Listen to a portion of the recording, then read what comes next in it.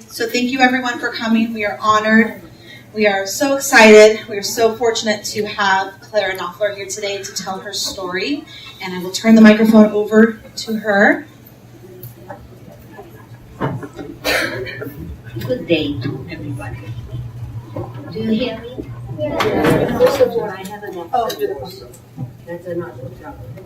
And I'm short, another problem. But if you hear my voice, that's important. You hear my voice? Everybody? Yes. Okay. So, I was born in Romania. And I show you right away there's Romania. Right there. It's a small country. I remember it well, and I talk about it, and what happened that time has an influence on what's going on now in Romania. I had a small family, my father, my mother, my brother, and I.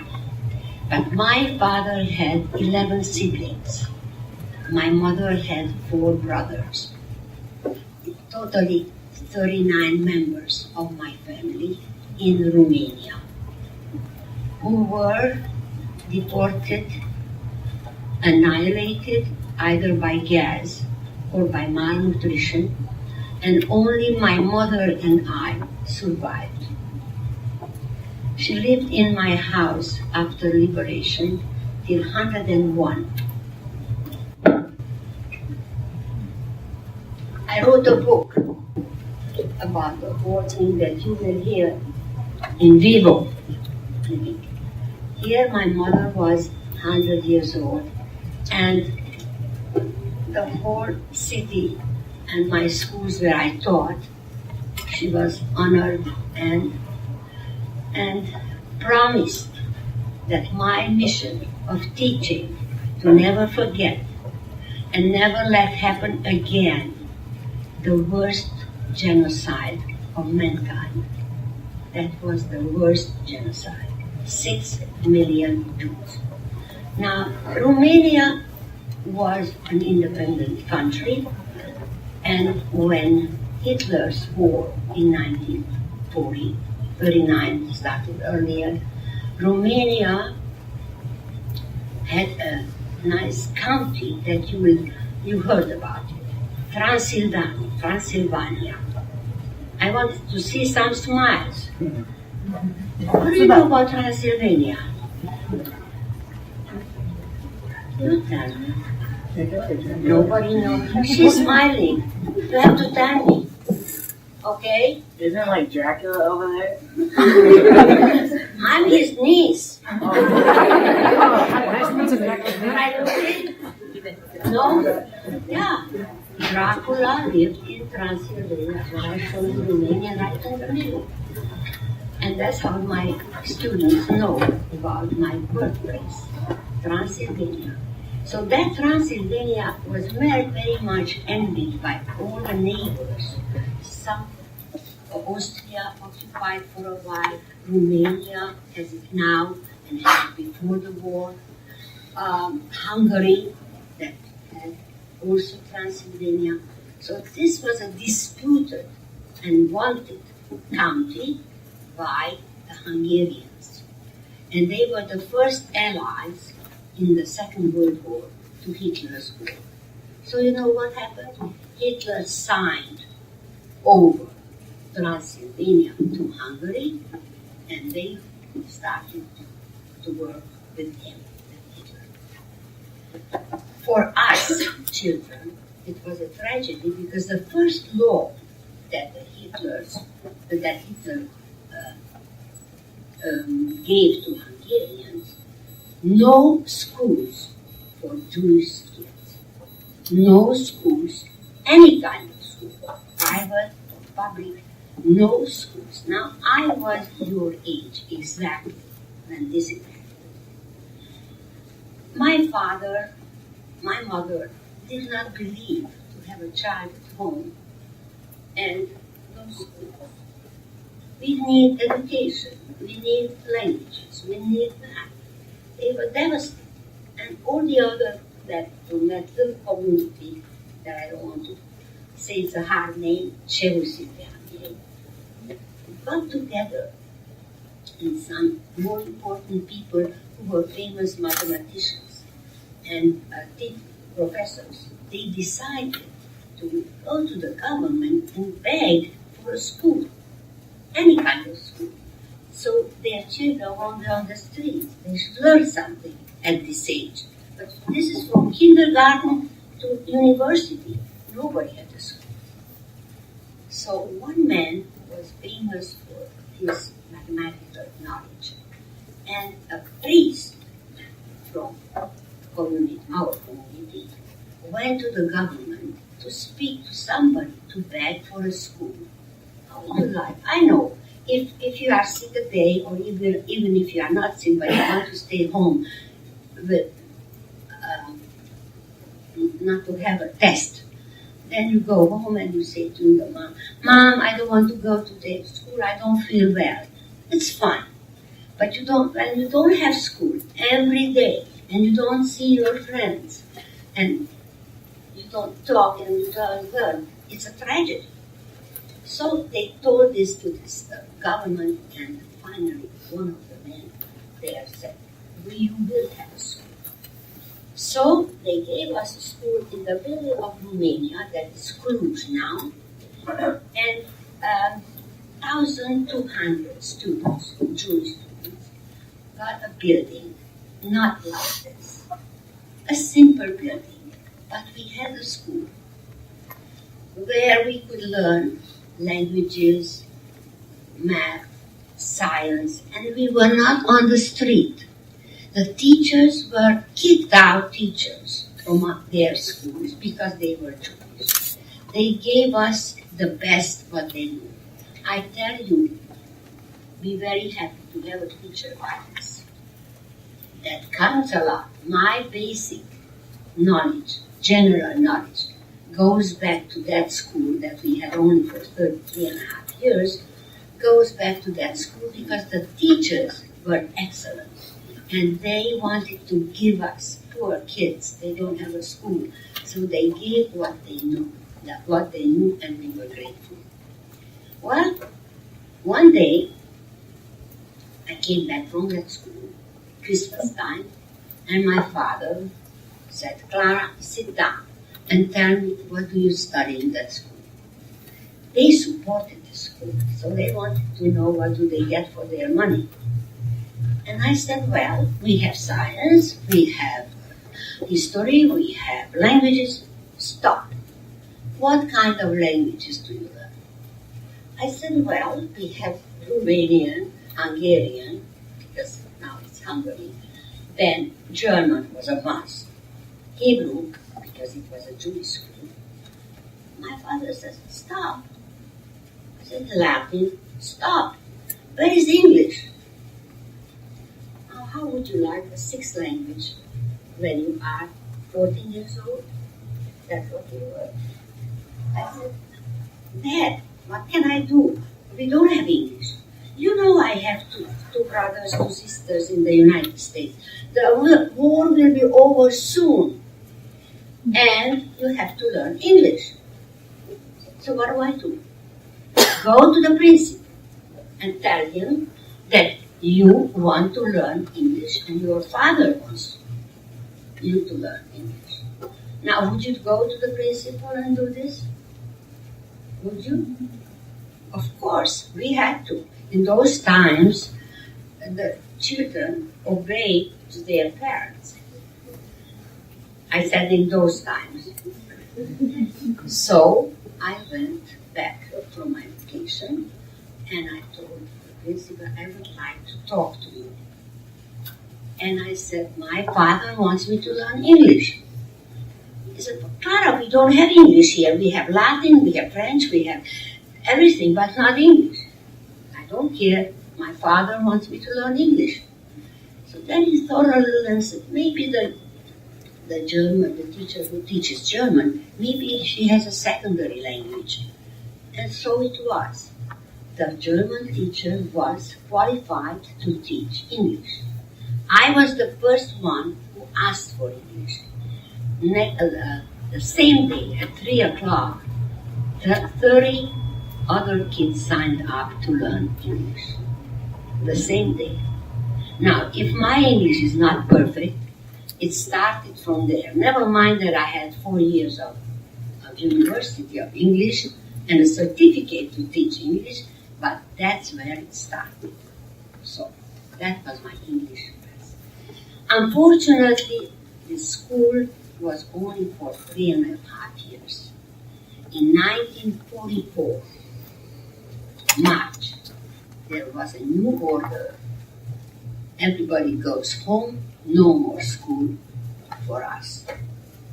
So we went home. We didn't know what's our next step, but we went home. My brother studied in Budapest. I studied in, as I said, Cluj. And the family was together, but we didn't know what waits for us. This was in March. By May, another order. Everybody in the town and in the county has to wear a yellow star, so everybody should know that we are not here to stay. May 1st, they told us we have to go now somewhere, they don't know where, but to help Hitler's war, to help the situation what we were in the war. And we don't know yet where, but we will go. One day, a squad, I call it gendarmes, it's like policemen. They came to our house and they said, leave everything behind.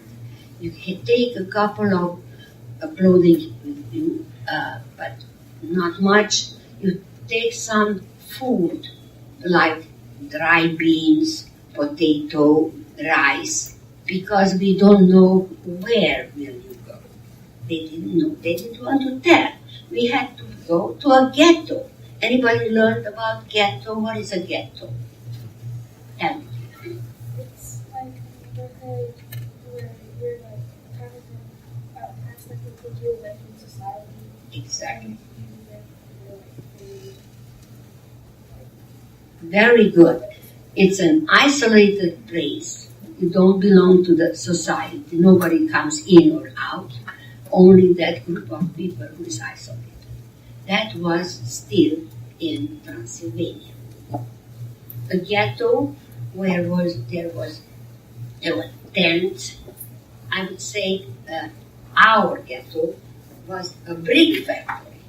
The brick was taken out, like here we take out those beautiful books, and we made small cubicles. Is that correct? Cubicles, and we slept on the floor. 16 from my family, cousins, grandma, in one little cubicles like that, and we waited for new orders. The first order was how to find a restroom. There was no restrooms for 10,000 people. There were some bushes near the brick factory, but mostly nothing. They made a big meeting and they tried to find a solution. One of the leaders said, let's build latrines. Again, what is a latrine? Yes. It's a bathroom, but it's 1 yard deep, 1 yard wide, a trench where people stand by. I have to tell you, you are old enough to know this. You stand by, stand, you do number 1 and number 2 in front of everybody. Very humiliating. And, of course, not very healthy. My boyfriend, by that time, I was 17, don't you remember that started the war and the schooling in 1944. Now, by the time we are in the ghetto, I was 17. Now we are 15 or 14. So, I had a boyfriend who went to the same school with me, but he was smarter and more courageous than anybody I know. He got up and he said, I will not do this. I will refuse this order. It is subhuman. It is not healthy. It is terrible. I will not do it. They looked at him and said, okay, we'll see that. You know what happened? They chose 6 men from the group. Out of them, 2 of them, out of 6, my father was one. My father and another guy had to hang him to a tree. Only his toes maybe could reach the ground. And they said, if anybody refuses an order like this, or any order coming from German guards or Hungarian guards, this and more will happen.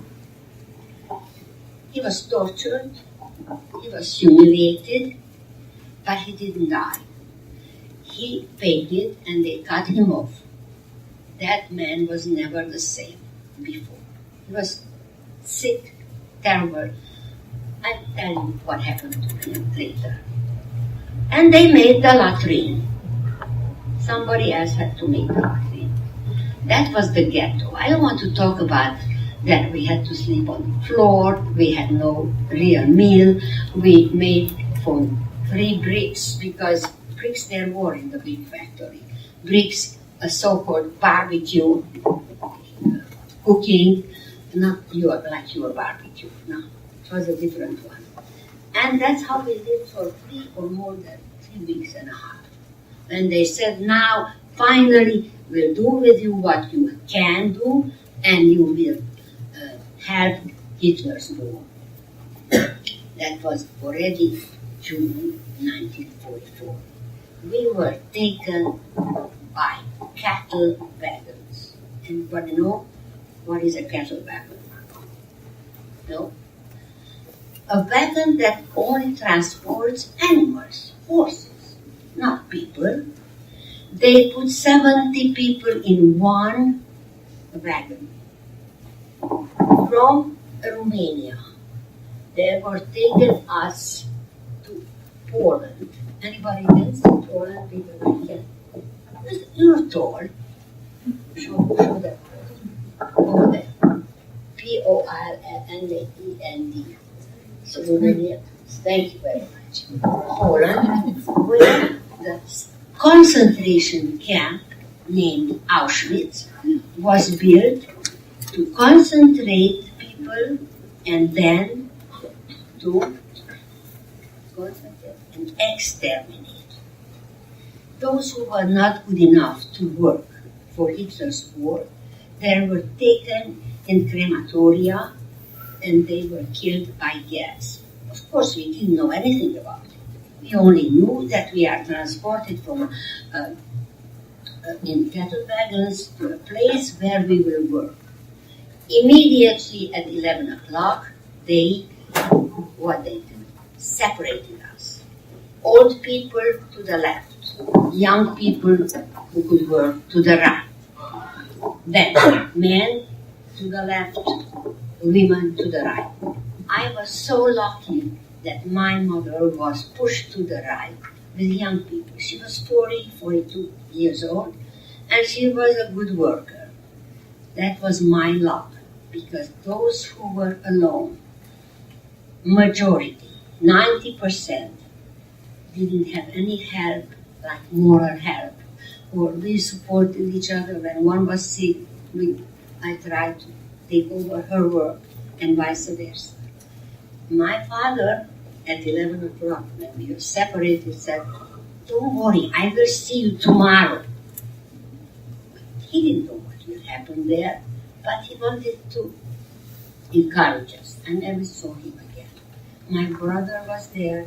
I never saw him again. Only my mom survived with me. So we were taken to another barrack, and I had hair like this young lady here, long brown hair. And they shaved it so badly that my mother stood next to me and said, "Where is my child?" I like my hair, but they were smart enough because the work that we did if we had lice, we couldn't do. So they shaved us. That was number one that I tried. I cried and I said to the woman, "How can you do that to me? That's my hair." She said, "Shut up. You don't know what's going to be. It's better this way." I saw my parents. She sang while she was shaving my hair. So I said, "Can you sing?" "So what shall I do?" I saw my father and my mother in Poland, here in front of me. I want to keep my job here. How could I do it? So she sang. Well, that was the first day in Auschwitz. Luckily, only 8 days we stayed there because they needed our work. And this is the serious work. I have to get you again. Show them Riga. Look at Latvia, high art. That's below the. Show Latvia. Look, there is Ukraine. Go higher up. Ukraine, you see Ukraine? Okay. Farther, right near the Baltic Sea is Latvia. And that's, the capital is Riga. We were transported again, 17 train, cattle wagon, and then to put to work. This was an interesting work. The Germans already knew how to recycle. Near Riga was a concentration camp, 10,000 people lived there, and we produced gunpowder. So our work was important. We had to take out the big batteries, and inside of the battery there was something that produced the gunpowder. That's what the most important work that we done for 3 months. Now, 60 people at the table like this, the batteries were there, and we had to work from 6 o'clock at night till next day 6 o'clock. So 12 hours at night. We were kids. We couldn't keep our eyes open after 12 o'clock. We started to sleep. The guy, foreman, old man, who was not good for the war, but he was taking care of our work, he went around and beat everybody. Wake up, we have to produce, the gunpowder is our best helper in the war. And we could not open our eyes. You know, he came to me one night after a week of beating up my mother and everybody else to sleep, who wanted to sleep. He came around and he said, "You little girl, you speak German. Can you sing German?" I said, I do. I have 2 songs in every language. My father taught me the Italian songs, in 2 of them in Italian. German, stop. What do you sing? I said, one is a lullaby and one is a love song. But we didn't need lullaby. We could sleep there. So he said, at 12 o'clock, when everybody is trying to sleep, you start to sing that love song and see what happens. Of course, everybody knew the melody. They didn't know the German song, the words, but they started to sing along. For 1 week only, they joined me, and he never put his hand on me. I want to tell you that not all Germans were bad. He wanted to produce, and he wanted to produce so that we should not suffer. Because by beating us every day, we didn't have. That was my first experience that you should learn a foreign language. You learn Spanish, I think. If not, I learned 7 of them. And I used 4 of them. This was in Riga, 3 months. Then the Russians came. From there to there. They wanted to meet the Allies against Hitler. The Russians came, so they wanted to empty that camp and they put it somewhere else. Another camp, another selection, and finally, our final work was anti-tank trenches. What is that? anti-tank trench.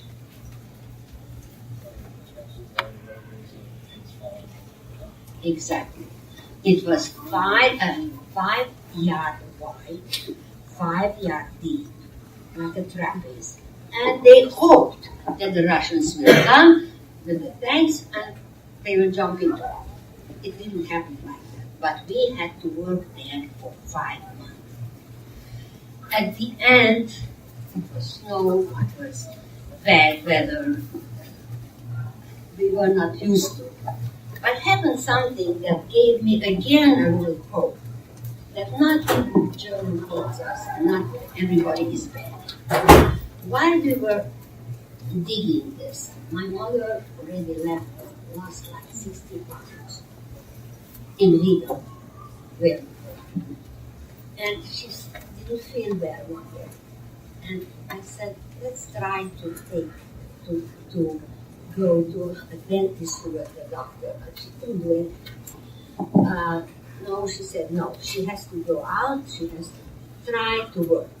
So she started to work, but she couldn't really work. She was with the shovel. I was in the bottom of the anti-tank trench.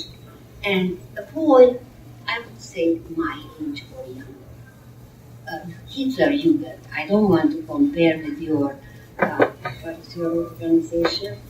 Kathy. Boys' organization. Oh, help me, what's the name? Boy Scout. God forbid, I won't compare with them. But they had an organization under Hitler's orders. And one boy came around and saw my mother not working. And she started to beat her all over. And I saw at home, in our place where we lived on the floors, sleeping, and I felt the bruises on her. I said, I don't mind what I did, because I did something. I got out from the anti-tank trench, and I faced that boy, who was my height and my age, and I said, stop that. He called her names and beating her.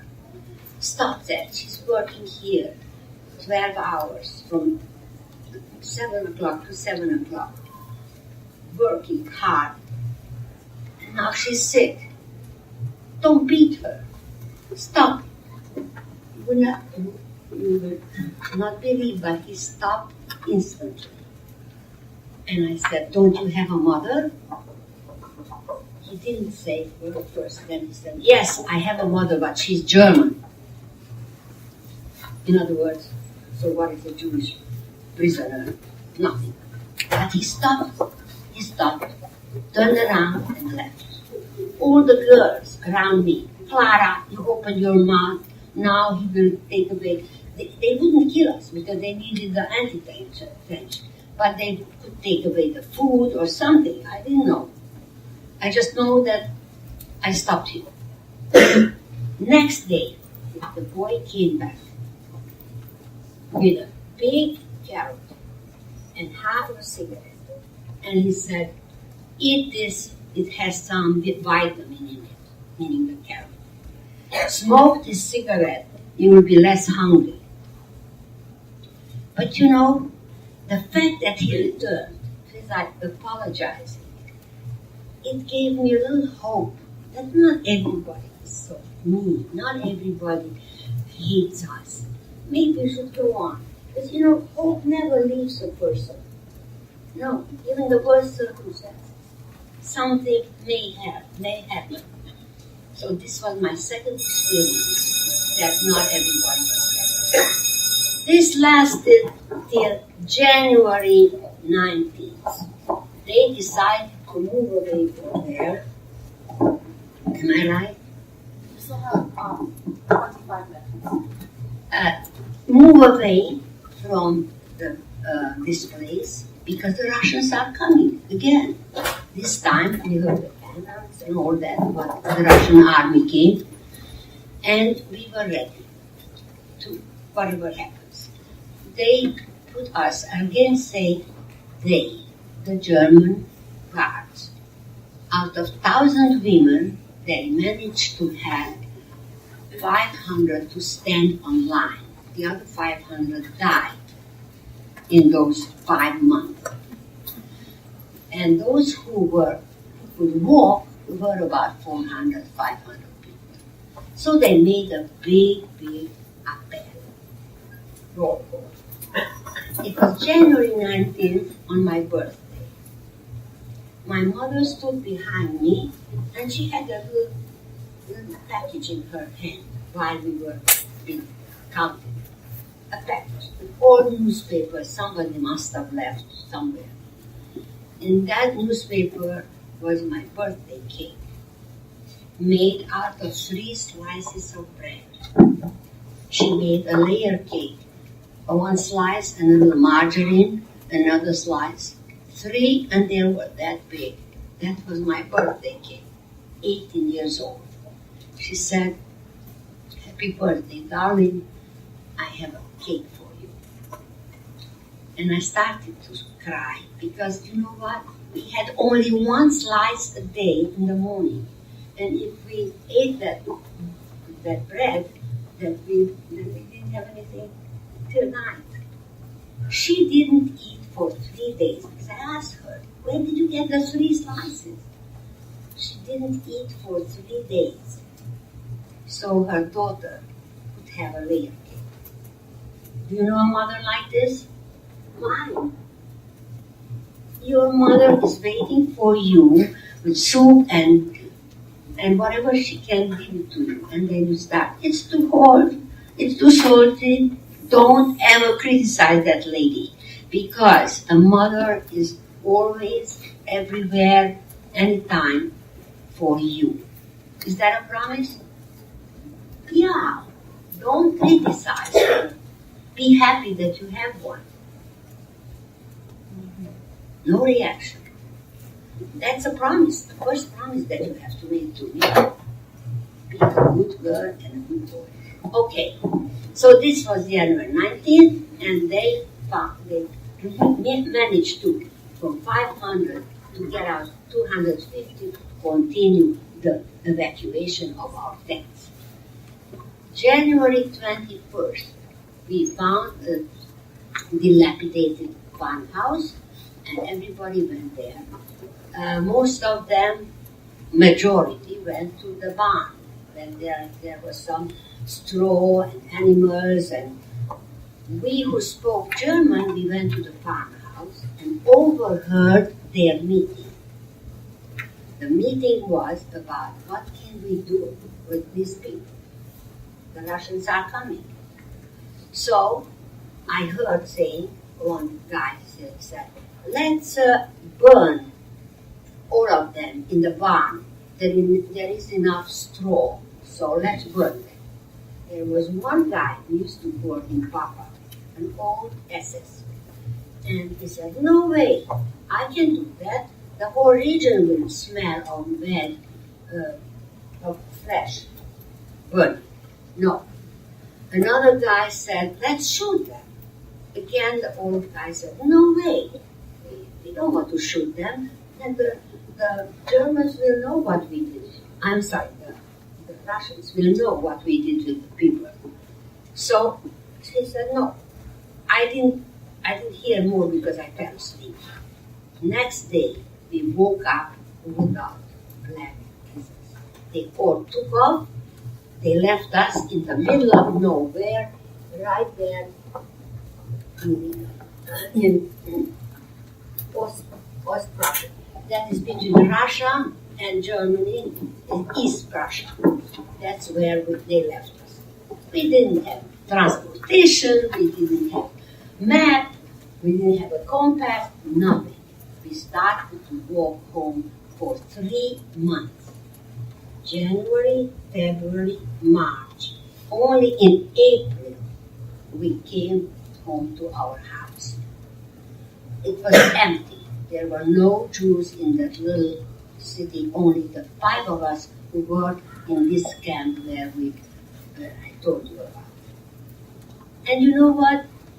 What do you think that helped me to change my life, to go on where I was?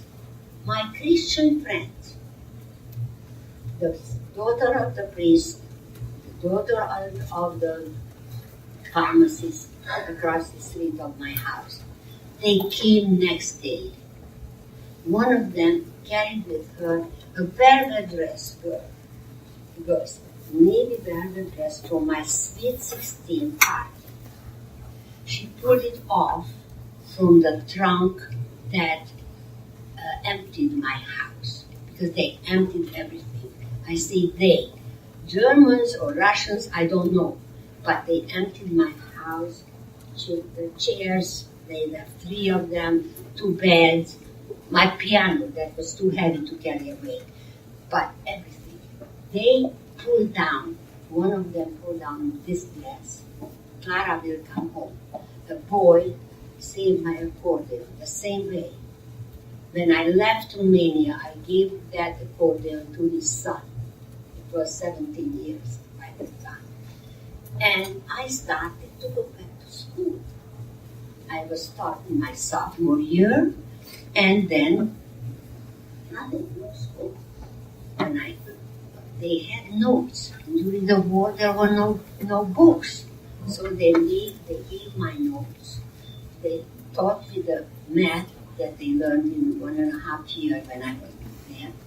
And in September, I started my last year of high school with their help.